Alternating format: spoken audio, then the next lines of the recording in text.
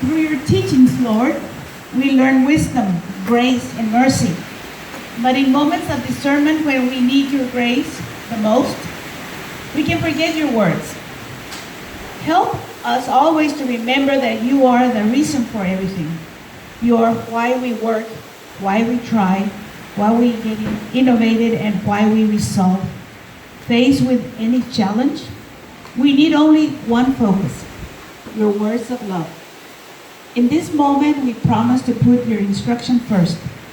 Before we understand and listen to our neighbors and those in need, we must first listen to you, God. Your word are our sword, our shield, our shelter, and our refuge. We continue to pray for your guidance, and we promise to dedicate our discernment to your teachings. In all that we do, we ask for your blessing, God. Amen. Amen. Hey, man. Victory in March 10, right? Showtime, Alamo Dome. He's our next victor. Yeah. And Sister Norma, is she still there? She does such an amazing job. Bye, sister. Bye, sister.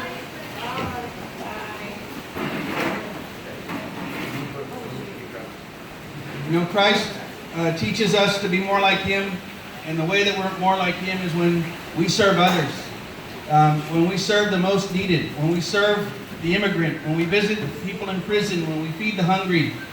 And Sister Norma has dedicated her life to doing exactly that. You know, the people that are most forgotten, the immigrants that are coming across, that are trying to escape horrible conditions, to escape torture, to escape the cartels, and just looking for a better place and a better life, looking for a place of hope.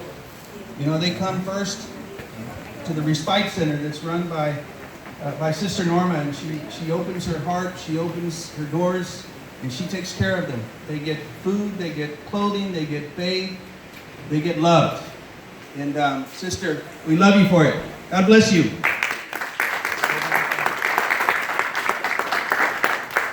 She's even got the Border Patrol and city officials eating out of her hand. They have to, you know, they respect her and they respect what she's doing and the humanitarian work that she's accomplishing. And so I'm running for Chief Justice, and the Chief Justice is son 20 condados. Es todo el valle, Corpus Christi, Victoria, casi llegando hasta Houston. Es una corte muy importante porque todo tipo de caso, civil, penal, familiar, todo tipo de caso tiene que pasar por ahí en la corte de apelación. So if somebody's unhappy with the result at the trial court because of an error in the law, an error in the facts, something the jury got right or wrong, or the judge misapplied the law, we have a chance to correct it. We have a chance to look at it. And so far, this is the last court of the people because it's a totally democratic court. And it's critical that it remain a court of the people, where no matter who you are, the color of your skin, how much money you have or you don't have, or whatever your station in life is, you're going to be treated the same as the big corporation, as the insurance companies, or anybody else that has a lot of money and influence. A place where you can be treated with respect and with dignity. And that's this court. It has to remain that way. The Republicans are trying to take control of this court. There are 6 justices on that court, and 4 of the places are up for re-election. And the Republicans, for the first time, have fielded 4 Republicans because they are wanting to take control of this court. They will fully fund the Republican candidates with PAC money out of Austin. They've already committed to that. And of those 4 places, we've already lost 1. Because one of the ones that are running with us on the Democratic side is innocent until proven guilty, but he has to dedicate all of his time and money and resources and energy into his case. So that means that the Republican is going to take that spot. You cannot afford to lose another one. And so March the 6th, early votes next week. And if my opponent is able to win, that means that she's in the middle of a 6-year term. And she's going to have to abandon her spot, and the Republican governor is going to fill her spot. with somebody that thinks like Trump. That means if she wins, the very best we're going to do is we'll have 2 Republicans on the court at the same time for the first time. That means that our panels of 3 that decide these cases on appeal will have a Republican majority. And we cannot let that happen. We cannot let that happen.